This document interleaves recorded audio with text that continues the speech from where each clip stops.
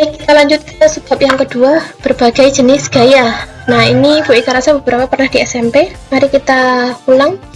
Yang pertama adalah gaya berat. Gaya berat itu simbolnya adalah W kecil.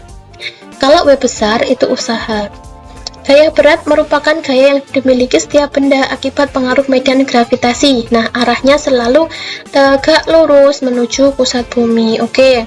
Persamaannya W kecil sama dengan M kali G. M di sini adalah masanya benda, G kecilnya adalah percepatan gravitasi. Ini meter per sekon kuadrat ya. Oke. Bagaimana cara menggambar diagram gaya? Jadi ini namanya diagram gaya. Ini yang pertama ya, contohnya ya. Balok di atas permukaan tanah.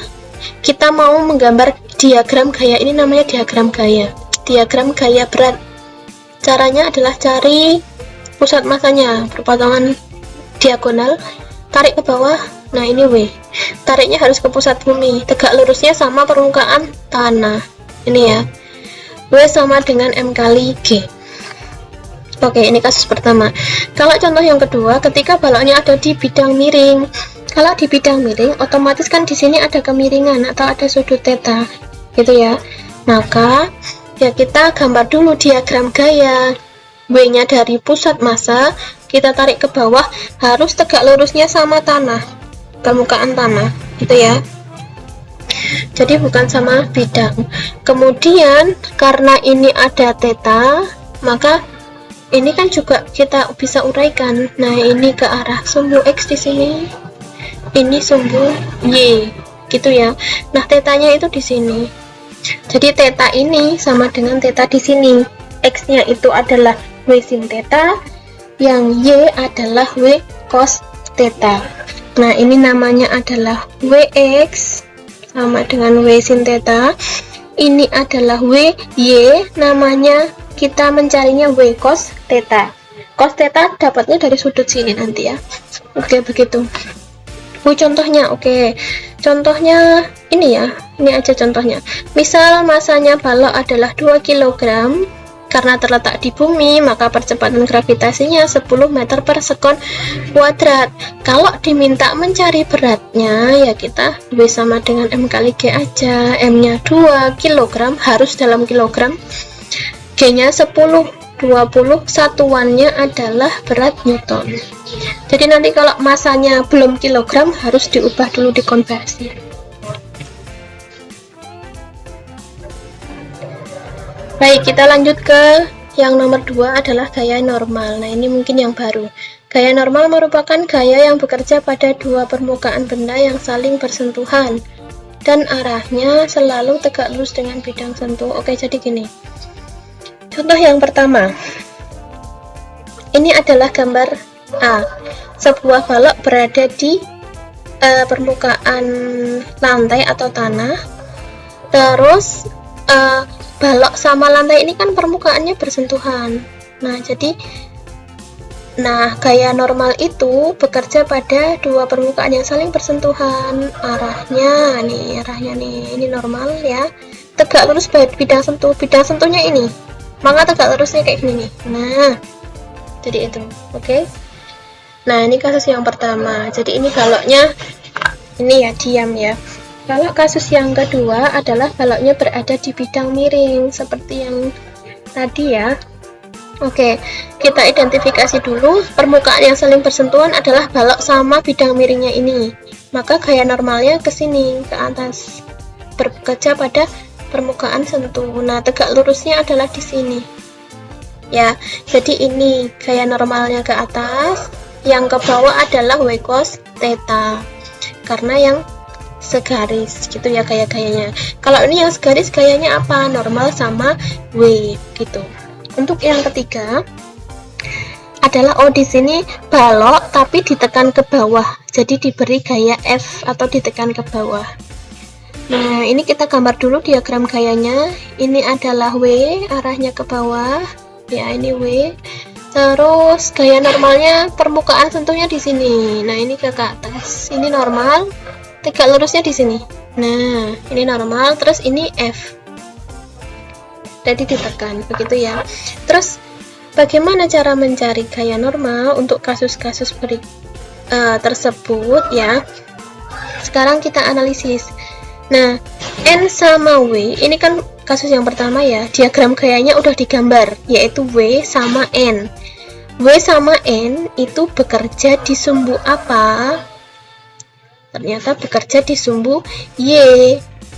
Nah, yang ini positif, yang ini negatif gitu ya. Ternyata bekerja di sumbu Y, maka kita pakai hukum 2 Newton, sigma F tapi Y sama dengan 0.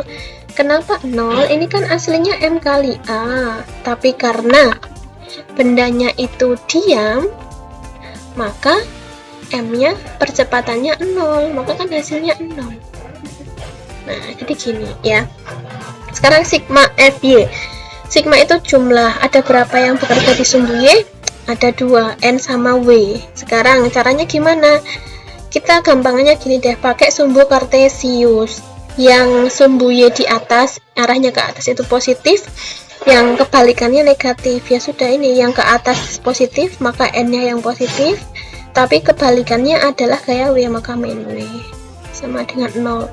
Maka kalau mau mencari gaya normalnya adalah sama dengan W, gitu ya. Kasus yang kedua, ini untuk bidang miring. Nah, kalau bidang miring, sumbu kartesiusnya gimana? Sumbu kartesiusnya kayak gini ya. Nah, ini adalah X, yang ini adalah Y. Sekarang kita lihat, gaya normal itu bekerja pada sumbu Y, ini ya.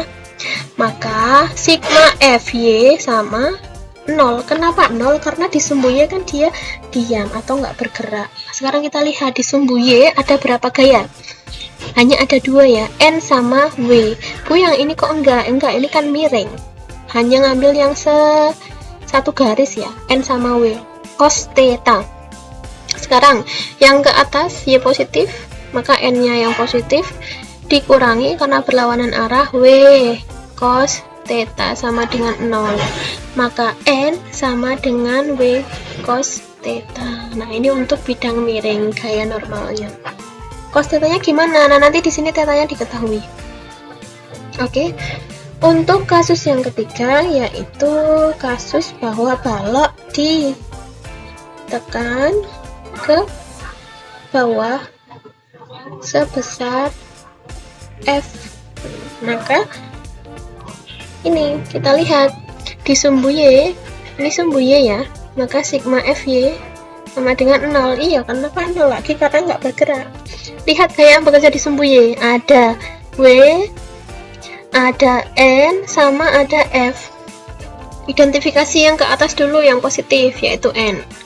Yang berlawanan siapa di min? Ada F sama W, maka min F min W sama dengan 0. Maka N sama dengan F dipindah ruas ditambah W.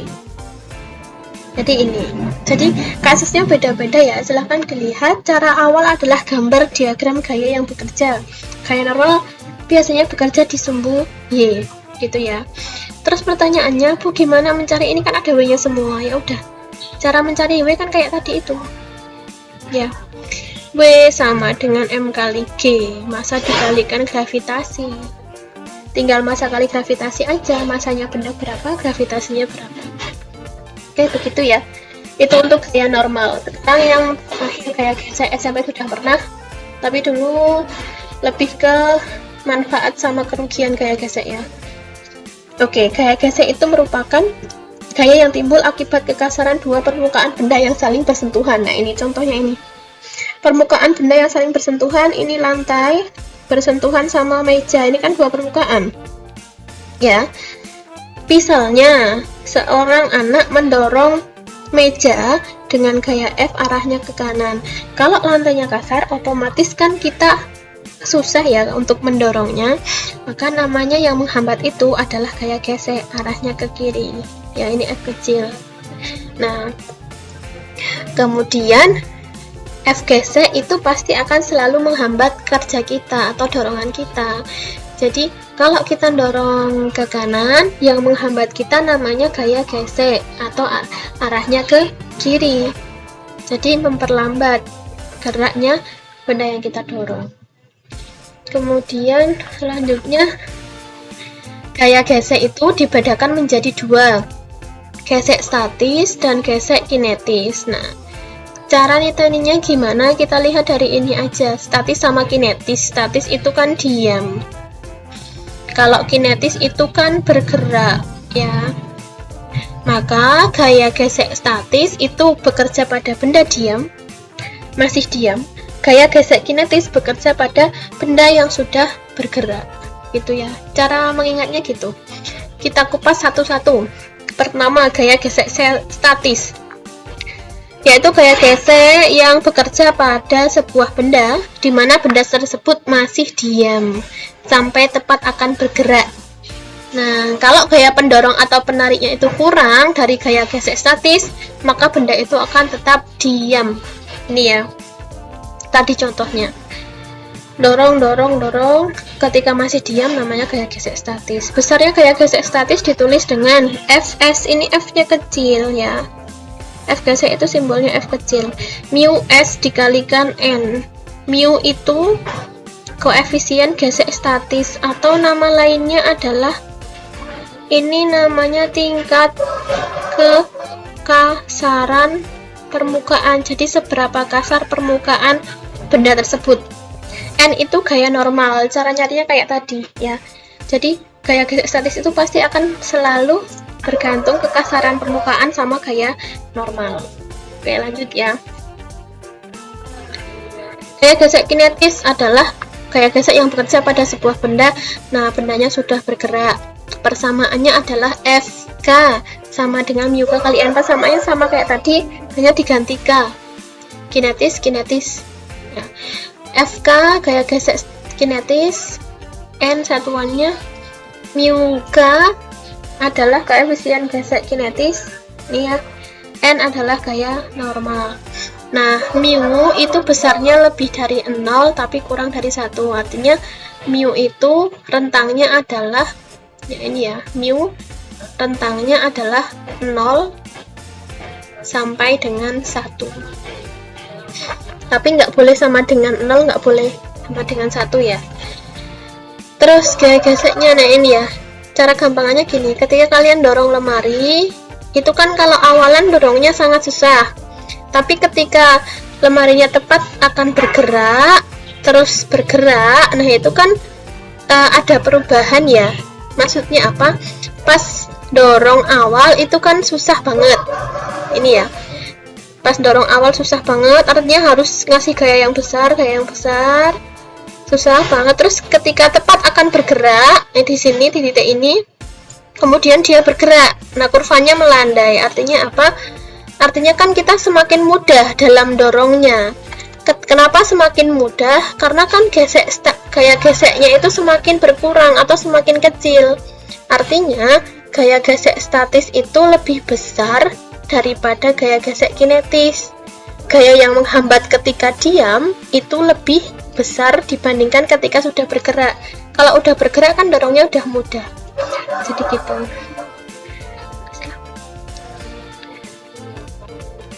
Contoh soal gaya gesek. Oke, langsung. Sebuah benda masanya 1,5 kg. Langsung kita tulis. Diketahui masanya sama dengan 1,5 kg, ditarik ke kanan dengan gaya sebesar sama dengan 12 Newton pada bidang kasar. Kalau bidang kasar artinya di sini ada gaya gesek. Nah, gambarnya gini. Nah, ini gaya gesek F kecil. Percepatan gravitasi adalah 10, tentukan besar percepatan benda. Oke, ditanya adalah besar percepatan benda. Oke, sekarang kita gambar dulu diagram gaya. Ini ke sumbu Y adalah ada W, gaya berat. Terus yang ke sini adalah gaya normal. Ya, ini tegak lurusnya di sini. Nah, jadi di sumbu X sama sumbu Y masing-masing ada gaya yang bekerja. Oke, karena hubungannya sama gaya gesek, maka kita pasti butuh gaya normal. Gaya normal itu bekerja di sumbu Y, maka kita identifikasi dulu. Sumbu Y, sigma Fy sama dengan 0. Kenapa 0? Karena kan di sumbu Y nggak bergerak. Nah, ini sumbu Y. Ini sumbu Y, nah yang ini sumbu X. Yang dianalisis yang Y dulu. Di sumbu Y, ke atas N, ke bawahnya W sama dengan 0, maka besar gaya normal sama dengan W, maka besarnya adalah M dikalikan G ya. Maka besar gaya normal masanya adalah 1,5 kg dikalikan gravitasinya tadi ini ya 10 meter per sekon, maka gaya normal besarnya adalah 15 Newton. Nah ini itu ya, ini untuk sumbu Y. Sekarang kita mau menentukan besar percepatan. Nah, percepatan kita analisis dulu. Kita lihat di sumbu X. Nah, ini ya. Lihat sekarang di sumbu X. Fs, kita cari Fs dulu. Mu S dikalikan N. Mu S-nya ini ya 0,5 dikalikan 15. Hasilnya adalah berapa ini? 0,75 ya, 75. Terus F kinetis besarnya adalah 0,4 dikalikan 15 ya, hasilnya adalah 6 Newton.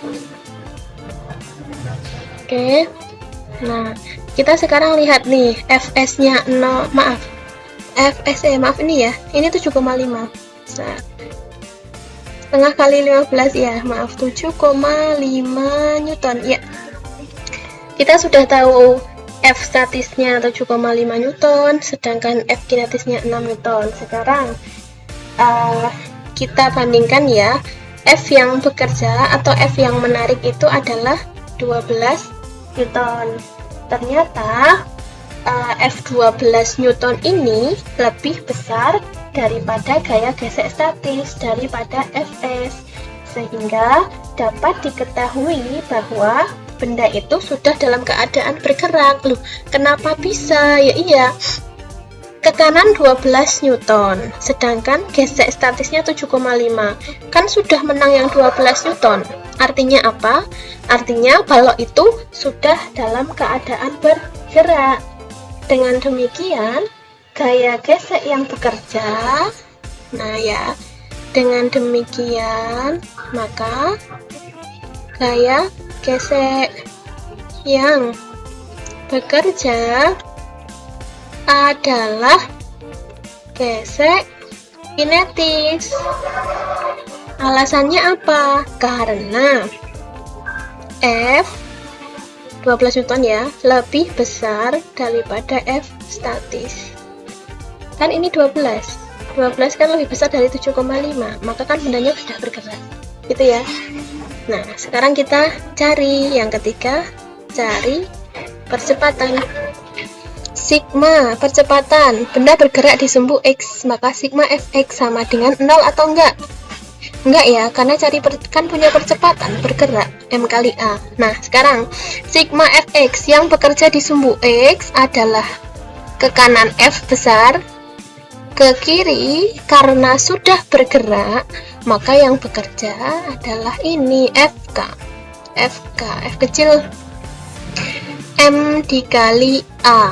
Oke, F besarnya 12, Fk-nya 6, masanya 1,5, hanya nggak tahu.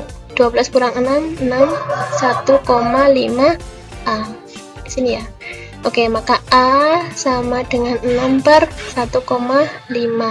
Maka percepatannya sebesar 4 meter per sekon kuadrat. Nah, ini ya. Jadi besar percepatannya adalah 4 meter per sekon kuadrat. Jadi kita analisis dulu. F untuk menarik itu lebih besar atau enggak sama statis. Kalau lebih besar, maka yang bekerja gaya gesek kinetis karena dia sudah bergerak, gitu ya. Oke, itu contoh soal untuk gaya gesek. Sekarang kita lanjut yang terakhir, gaya tegangan tali atau G. Nah, ini gaya tegangan tali merupakan gaya yang bekerja pada tali yang menegang sebagai gaya aksi reaksi. Oke, contohnya ini ya. Perhatikan gambar berikut. Jadi ada sebuah benda digantung menggunakan tali atau balok digantung menggunakan tali. Maka talinya ini akan kenceng ya, maka nanti ada namanya gaya tegangan tali atau T. Nah, gaya tegangan tali itu ada di sini T1 sama T2. Loh, kenapa arahnya berlawanan? Iya, yaitu arahnya ke sana karena ini kan pasangan aksi reaksi, maka arahnya berlawanan. Tapi besarnya apa? T1 itu selalu sama dengan T2. Besarnya sama. Jadi besar tegangan tali di sini selalu sama lah. Kalau nggak sama gimana? Ya nanti kan talinya putus. Jadi tegangan tali di sini pasti sama T1 T2. Loh, kenapa T1 T2? Karena ini tadi kan hukum 3 Newton, pasangan aksi reaksi. Oke. Gitu ya. Jadi itu untuk demikian tadi yang sudah Bu Ika bahas terkait dengan hukum Newton ya, sama gaya-gaya atau jenis-jenis gaya ya, jenis-jenis gaya gitu ya. Semoga bisa lebih paham dengan adanya video penjelasan ini dan dimudahkan dalam belajarnya nanti. Oke. Sekian dulu penjelasan dari Bu Ika. Terima kasih. Wassalamualaikum warahmatullahi wabarakatuh.